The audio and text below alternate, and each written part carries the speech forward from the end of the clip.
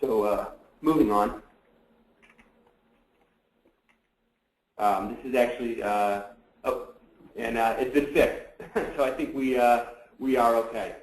So now that we've gone over a deep dive of hospital to community, and we've gone over a deep dive of community to the hospital, we want to dive into custom Facebook tabs a bit. And it's just, we call it a deep dive. It's more of a high-level overview.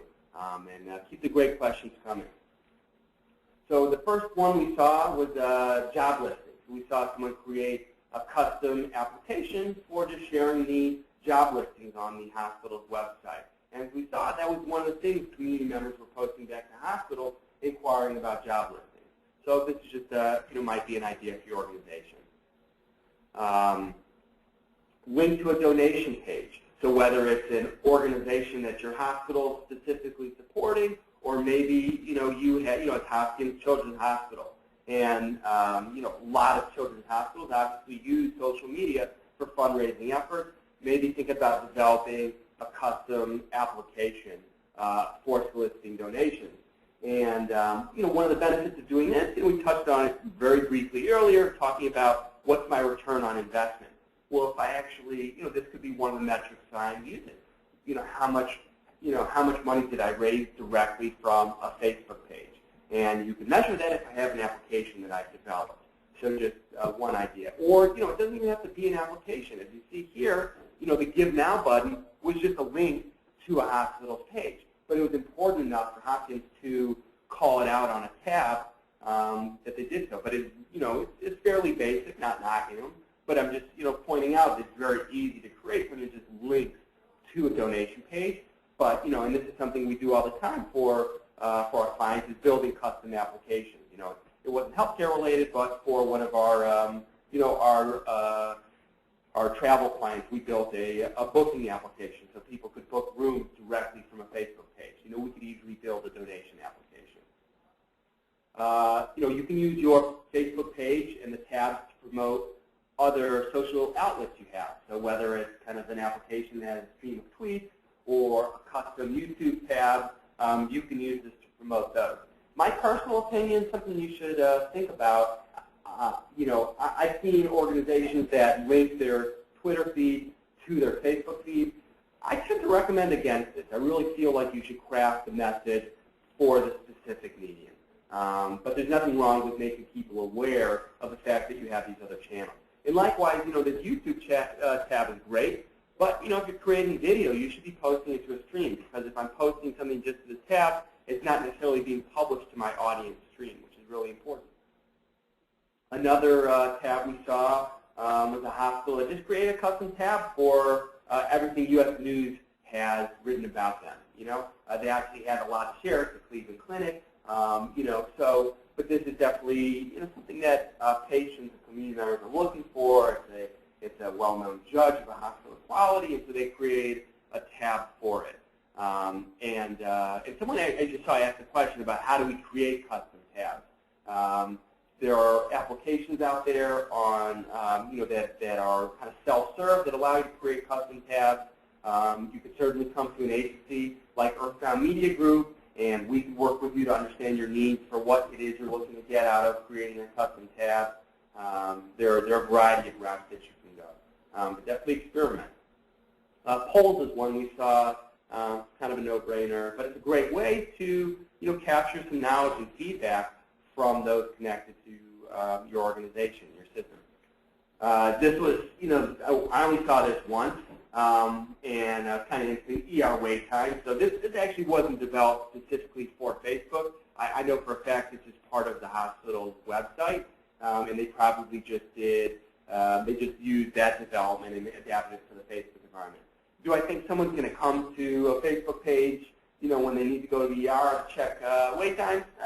Probably not. It's probably not the first place they're going to go, but I just, I think the point to be learned here is that this particular hospital created a system, IT created a system for use elsewhere outside of the Facebook environment, and then they adapted it for the Facebook environment. So think about the other places, the places you've developed something, and then how do you adapt it maybe for the Facebook environment. Patient stories was one we saw for a couple hospitals, And this, this page right here, basic. This would be easy for any organization to create. An email list sign up is a great one. I believe this was just a button that clicked to an email list sign up on the hospital's webpage. EMG, could very quickly create also a custom tab that had a form right here. And again, we go back to what's the return I'm getting. Well, I ask you, what's the value you put on an email address, right?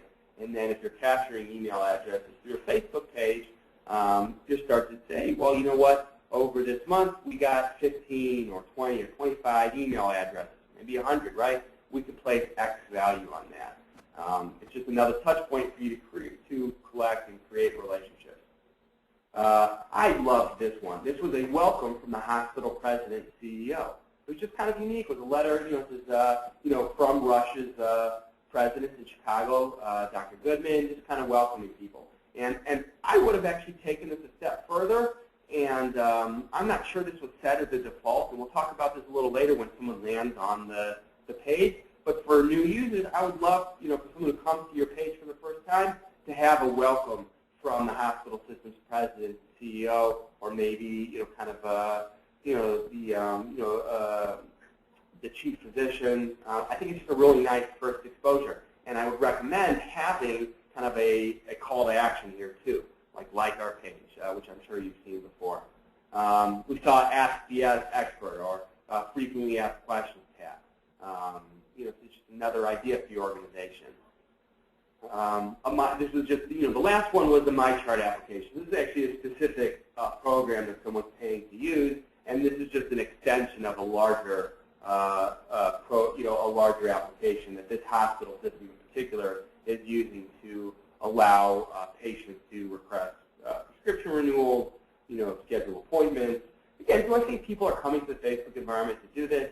I don't know, but the fact that they already had MyChart as part of their organization, and there's just a Facebook extension that they used, and it just, why not? Why don't we see if people use it? You can always try, and that's really, I think, at the heart of endeavors in the social realm. Try it, see what happens, measure it, experiment, see what other hospitals are doing, and that's really, the point of today's webinar.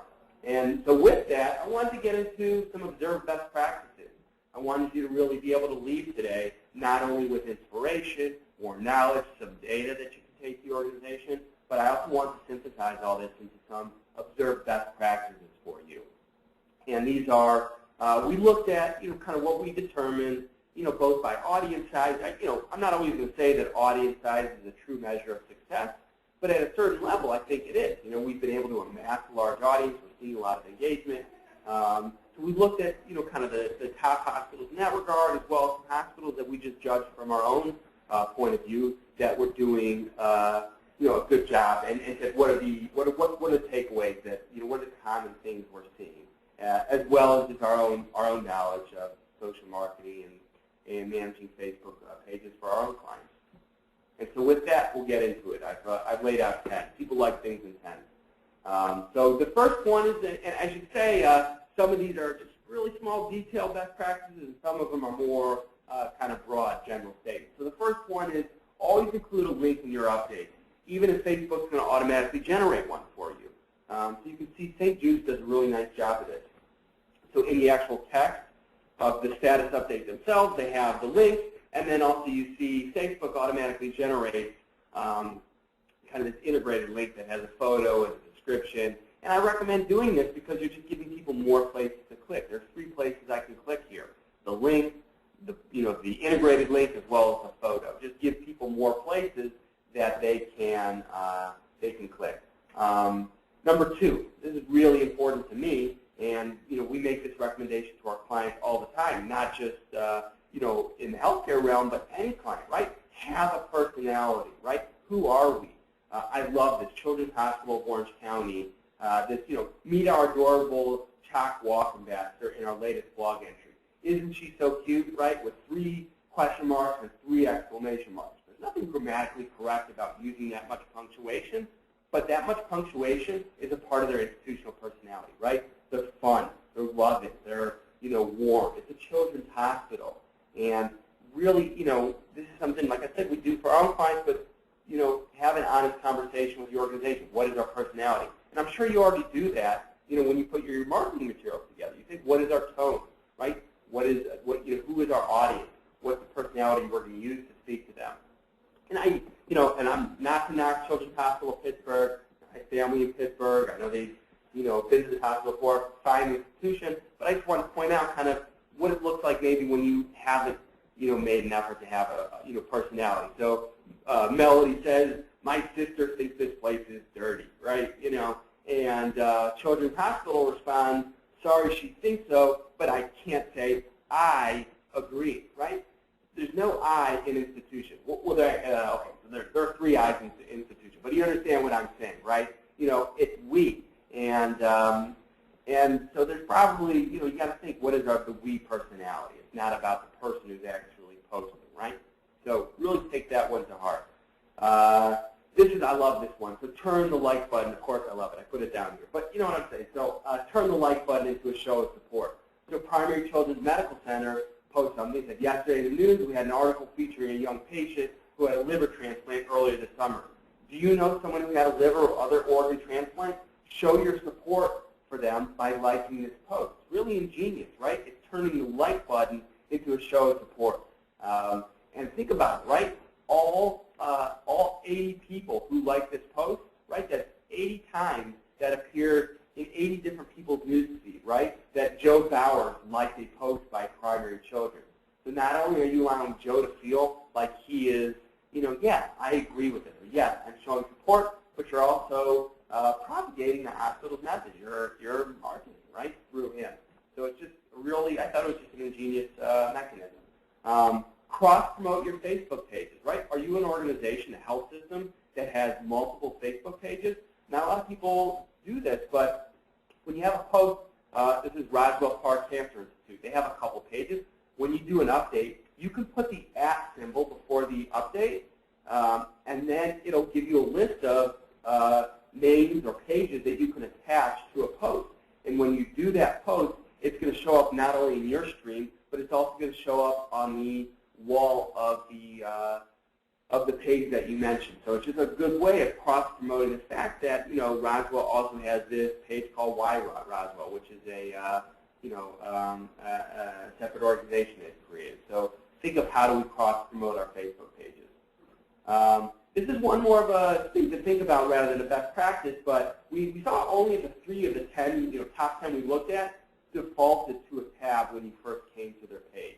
We tend to think this is a good idea, especially if you have a strong call to action like us, when you first come there. So we think it's probably a good idea. Use that CEO, the president, or the chief physician officer's letter as that default tab when someone lands on your Facebook page. Here's another one to think about. Only one of the 10 Facebook pages we looked at for these kind of best practices defaulted to the Just Stand page owner post. And I can understand the hesitation for a hospital to, and hopefully you understand what I'm saying here. You have the option of defaulting either to show everything, which includes our posts as well as what people are posting to our wall, or you can choose, as the Children's Hospital here has done, to only show on the wall what Children's Hospital has shown by default. And I can understand, right?